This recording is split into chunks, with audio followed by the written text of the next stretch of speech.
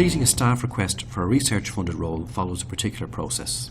In this scenario, you want to hire John Smith as a research assistant to work on a water quality project. You have managed to pull funds together from 3 different sources to employ John on a 6-month contract.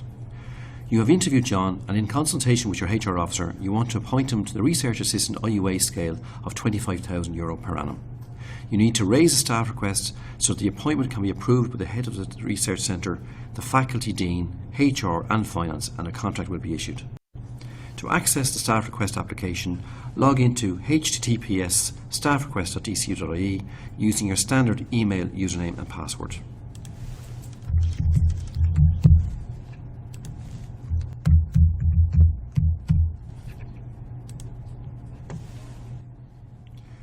You are brought to the requisitions page. To create a new staff request, select the Create New button on the top right hand side of the screen. The form is divided into 4 tabs. Section 1 records the reason for the staff request and where it's located in the university. Section 2 details the type of candidate, whether an existing member of staff or not, who is to fill the post. Section 3 records the salary and work pattern information, and Section 4 captures how the appointment will be funded. The Notes field is used to record any items you may want those further down the approval chain to be aware of. Mandatory fields are marked with an asterisk. If one of these fields is left blank, you will be unable to submit the staff request and you will be informed that the requisition is incomplete. Note that the sections do not need to be completed in order. You can enter and save information associated with any section by clicking the Save button at any time. Clicking Save saves the request as a draft, generating an ID number for this particular request. So let's start with Section 1 and ask, what is this request for? You select an option from the drop-down list. There are a number of options including change from an existing employee, a contract extension, a follow-on contract, a new hire and a rehire of a former employee. In this case, John has never worked at DCU before, so you select New Hire. If you choose New Hire, you must attach a CV. You do this by clicking the Select Files button.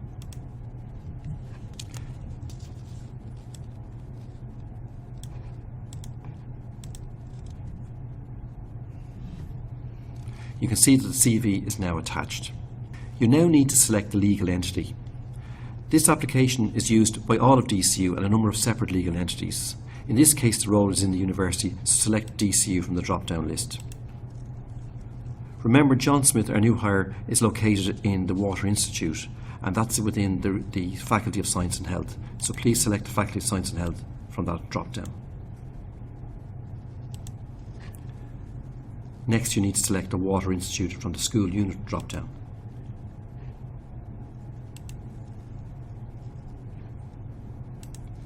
In the Reports To field, you enter the name of the person to whom the employee will report to on a daily basis. This could be the head of school or unit or a principal investigator in a research centre. In this case, just enter the Centre Director, Fiona Regan.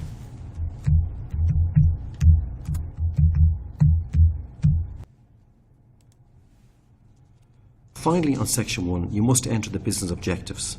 This should clearly set out the reason why the employee is being offered a fixed term duration contract instead of a permanent one. The reasons should end with the sentence, "This contract is therefore issued on such objective grounds."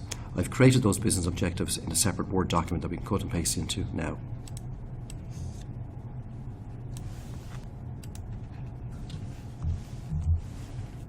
So let's move on to Section 2.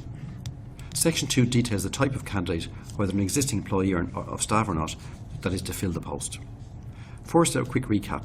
John Smith, your new hire, is working on a specific project for 6 months. Staff ID can be a little confusing. Remember, this section is all about the candidate.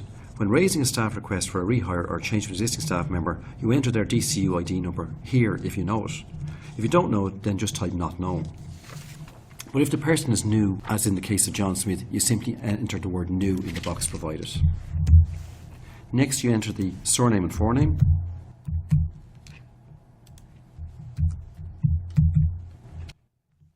Okay, so job grade and job text. What's the difference here? First of all, job grades are long established grades or levels within the organisation. Let's look at a couple of examples. The job text associated with a role might be HR officer, but their job grade would likely be something like senior administrative assistant. In another example, you might have registry assistant as the job text, but the job grade could be secretary grade 3. In this example, you type in research assistant.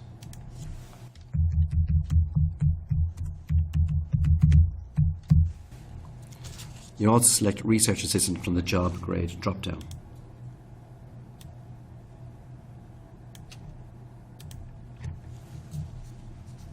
You now enter the proposed start date and end date of the contract.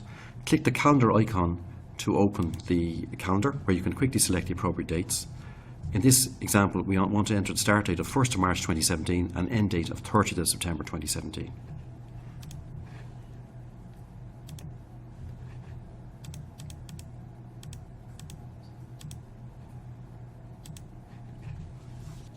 Next, you select the employee status. In this case, John is being employed on a full-time basis. All full-time employees of DCU are required to be members of a relevant pension scheme. John's status will be fixed-term pensionable, meaning that he has a temporary contract but is in pensionable employment. Next, you select the employee substatus, which is the person's work pattern. If you select reduced hours or part-time fixed hours, you'll be asked to provide the work pattern and reduced FTE or multiplier in the next section. We'll explain these terms in a minute. There are three options. The first is full-time, which is self-explanatory. The second is part-time casual, which is you only use for staff who are part-time casual employees who are paid when they submit claim forms. The third is part-time fixed, for example, a fraction of a full-time role, such as a 3-day week, mornings only, or a 4-day week. In this scenario, John would be full-time, so you select full-time. If the person you intend to employ needs a valid work permit, select the work permit checkbox. Staff coming from outside the EU and Norway, Switzerland and Iceland need a work permit. In this example, a work permit is not required, so leave this checkbox cleared. Now you move on to section 3. Here you need to enter the information that allows approvers to establish the total costs of John's contract. So what are FTE and multiplier? FTE is used in pension calculations and multiplier is used in pay calculations. FTE stands for full-time equivalent. If a person is working full-time, their FTE is 1. If they're working a 3-day week, their FTE is 0.6, which is 60% of a full-time equivalent worker in the same role. Similarly, a person's pay is calculated on the basis of their work pattern. If they're full-time, the pay multiplier is set to 1. If they're working a 3-day week, the pay multiplier is set to 0.6. FTE and multiplier are usually the same value, but they drive different calculations in the system and have to be entered independently of each other. They're set to 1 for this example. John will be on the research assistant salary grade. Select that from the drop-down list available.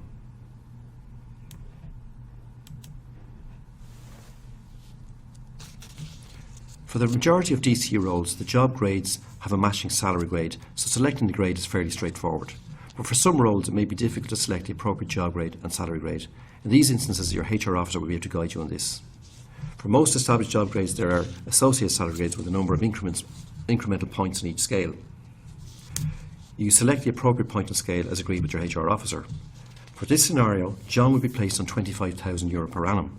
For some research and other roles, there is a flexibility to place an individual on a personal rate. This means a rate that is personal to them and not on an exact fixed point on scale. This option is provided for in the drop-down list. If you select a point on scale, the annual amount will appear in the proposed gross salary field. However, if you select the option for research assistant, you'll be prompted to enter the annual salary amount that you plan to pay the employee as a personal rate. In this case, enter €25,000. The system calculates the total cost of the job based on the salary, PRSI, the contract duration, and the employer's percentage contribution if required. For research-funded roles, there is a 20%. The system calculates the total cost of the job based on the salary, PRSI, the contract duration, and the employer's percentage contribution if required. For research-funded roles, typically a 20% pension contribution is required, so enter 20 in the employer pension cost box. The total cost pro rata box will be scrutinised by the finance approvers to ensure there are sufficient funds in the cost centre associated with the staff request. Insufficient funds is a key reason why staff requests are rejected. Most DCU salaries are incremental and the number of increments is determined by the particular grade of the employee. You select the increments checkbox if increments are due to be paid, and this is normal for full-time employees in university.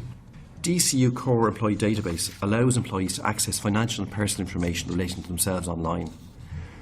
When you select the Annual Leave on Core checkbox, the screen extends so that you can enter the work group to which the person is assigned for annual leave and flexi-leave purposes. Usually there is one work group per school or unit, but there can be multiple work groups depending on how large a school or unit is set up. Each work group has a description and code that need to be entered here. For this example, enter W1 for the code and Water Institute for description.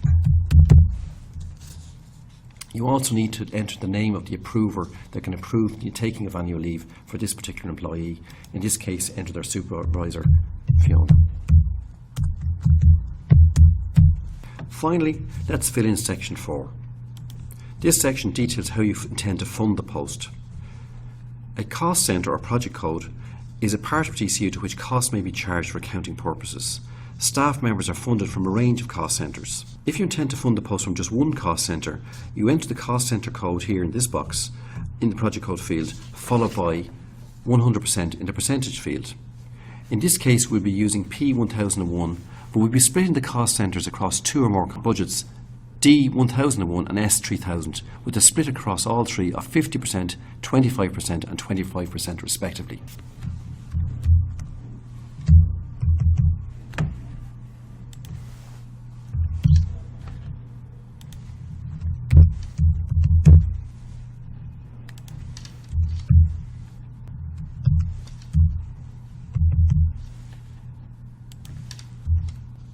The form provides for up to 3 cost centres to be used to fund a post, with varying proportions of each based on the percentage you entered in the appropriate boxes. In this case, as the role is temporary admin support, you need to select the appropriate expense code. The expense code is, for this particular role, Research Salaries Temp. The employer pension box applied to research funded roles only. You can split the 20% overhead across the 3 cost centres.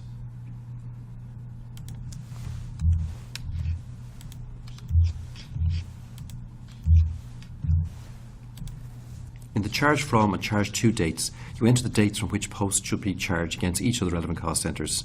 You can do this by simply clicking on the calendar icon for each case. It is mandatory to enter dates even if only one cost centre is being used. In this case, we want the contract to start on the 1st of March 2017 and end on the 30th of September 2017.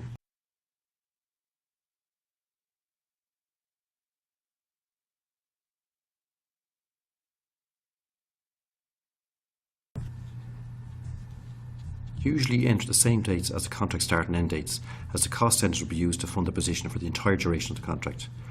For research contracts, for instance, it's possible to fund a position from a series of sequential cost centres where you enter dates to be charged for each cost centre in turn. The funding source defines where the money is coming from. Exchequer funded, as you can see here, means the money is coming from DCU or another Exchequer funded agency such as Science Foundation Ireland or the Health Research Board, etc. EU funded means that the money is coming from an EU funding agency such as Horizon 2020.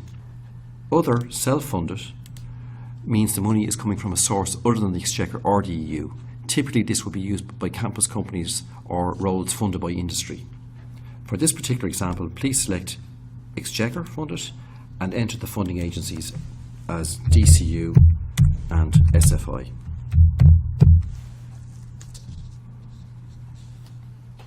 The project name must also be entered for research funded posts.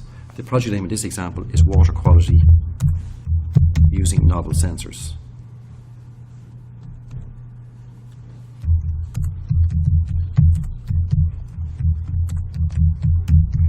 And the general area of research is water quality.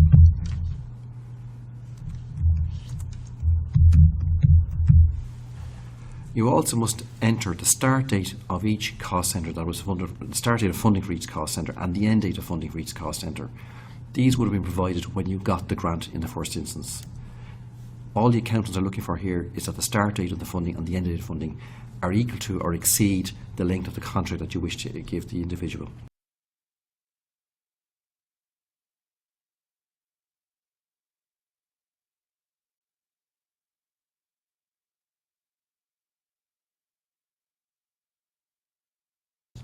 You've now completed the 4 sections of the staff request form.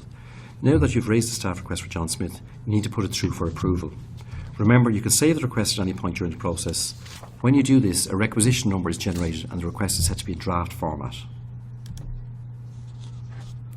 Notice that the requisition number has now appeared on the screen. You can access drafts by clicking on the requisitions button at the top of the screen. Clicking on the ellipsis button on the requisitions page gives you access to a number of options. You can copy, lets you make a copy of the draft. Edit lets you make a copy of the draft, or edit allows you to make changes to the draft. Details allows you to view but not change the details. Excel output exports the content of the requisition to an Excel spreadsheet, and delete allows you to delete the draft altogether. Let's select edit to return to the draft.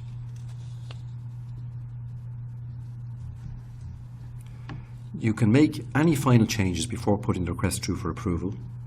Make sure that all the details in each section are correct. In some cases, additional approvals are required. Clicking the Transfer Draft button allows you to transfer the draft to a colleague within DCU. This transfers the draft request out of your control to someone who may have budgetary responsibility for the role. For example, an administrator may draw up the staff request for a research-funded role, but the principal investigator or PI who was awarded the grant must authorise the request. In this case, you transfer the request to the PI, and when that person submits it, the system captures their email address as proof of approval to use their funds. You click Submit to send the form to the relevant head of school or research centre. In this case, it's the head of the Water Institute. If you leave out some information, you will get an error message. For example, let's take out the 50%. If we try to submit now, we get a validation failed message. You can replace the error and save. And once all the sections are completed, you can submit. To log off from this session, you click the Log Off button. Depending on what internet browser you're using, you may be asked, do you want to leave this site? You also need to close the entire window. So you've submitted the request for John Smith. Once approved by the head of the Water Institute, the faculty, HR and Finance, the contract is issued. As you can see, it contains the details you've added.